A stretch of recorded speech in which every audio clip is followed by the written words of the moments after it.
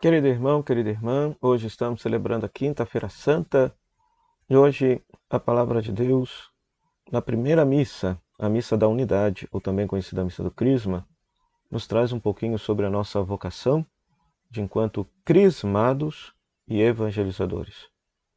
Nós temos nessa primeira missa, que é uma missa muito importante, chamada Missa da Unidade, na qual o bispo, junto com todo o clero, se reúne para demonstrar a unidade de toda a igreja particular, se abençoa os olhos dos enfermos, dos catecúmenos e o santo óleo do crisma.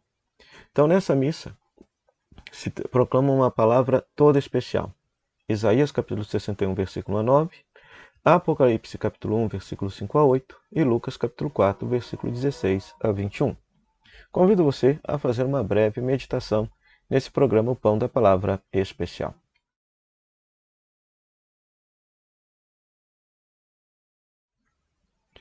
Pois muito bem, querido irmão, querida irmã.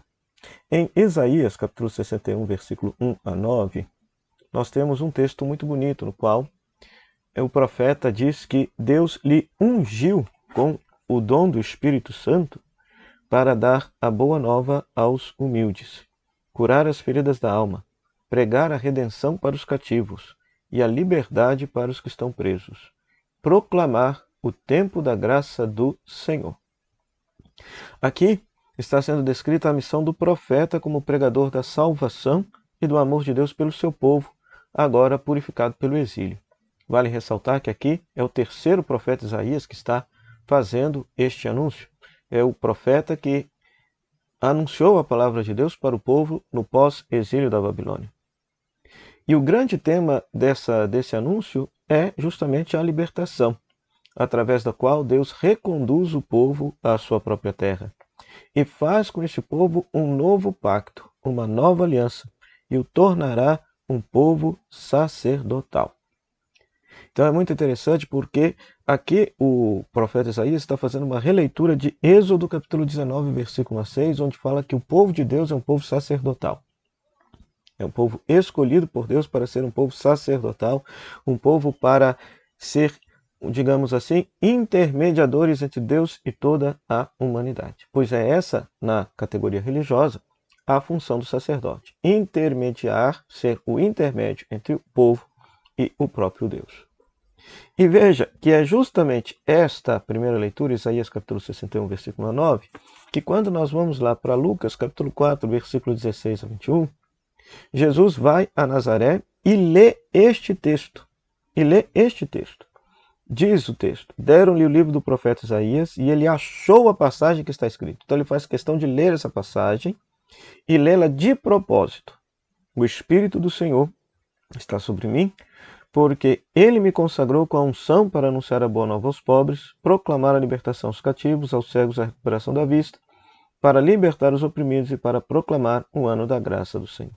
E hoje se cumpriu essa passagem da Escritura que acabastes de ouvir.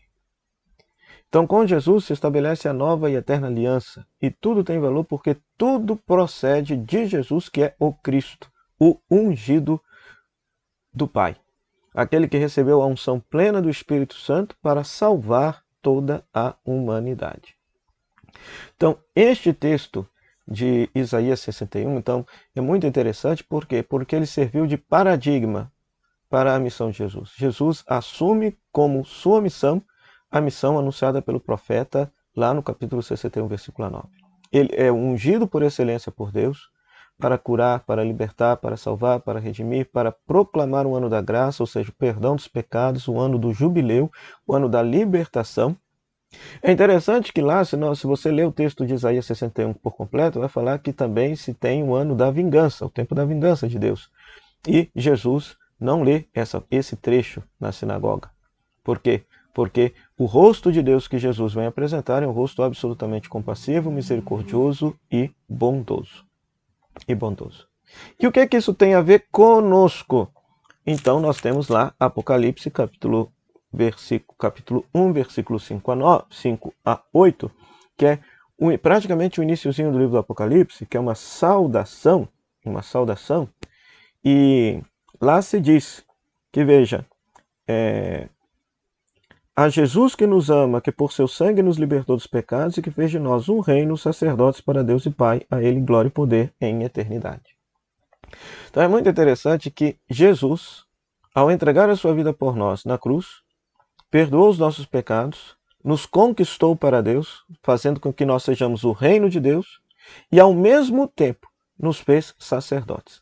Então, veja só, existe na Igreja Católica uma diferença entre o sacerdócio real, que todo cristão batizado é sacerdote, porque ele pode se colocar diante de Deus para rezar, louvar, adorar e interceder, e tem o sacerdócio ministerial, que é o sacerdócio daqueles que receberam o sacramento da ordem, que estão em função de todo o povo de Deus.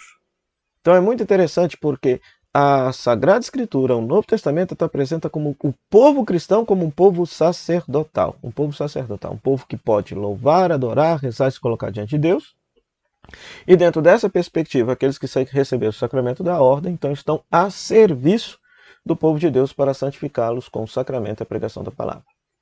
Por isso que nesse dia se celebra também a instituição do sacerdócio, conforme nós vamos ver na missa da noite, a missa do lava-pés, Jesus instituindo o sacramento da Eucaristia, instituindo o sacerdócio como uma forma de ter os ministros que possam santificar este povo sacerdotal. Então, por isso, todos são convidados a rezar pelos padres, pelos diáconos, pelos bispos, para que possam ser bons pastores conforme o coração de Deus, para santificar esse povo sacerdotal que é todo o povo cristão batizado. Que todos aqueles que receberam o sacramento do batismo de fato se configurem a pessoa do Cristo, que todos os enfermos possam sentir alívio e paz da parte de Deus quando forem ungidos com o sacramento da unção dos enfermos, e que também todos os crismados possam de fato espalhar pelo mundo o bom odor de Cristo. E todos, de uma forma muito bonita, guiados pelo Espírito Santo, possamos fomentar cada vez mais a unidade na nossa igreja. O Senhor esteja convosco, Ele está no meio de nós, que a bênção de Deus Todo-Poderoso, Ele que é Pai, Filho e Espírito Santo, desça sobre você e permaneça para sempre. Amém.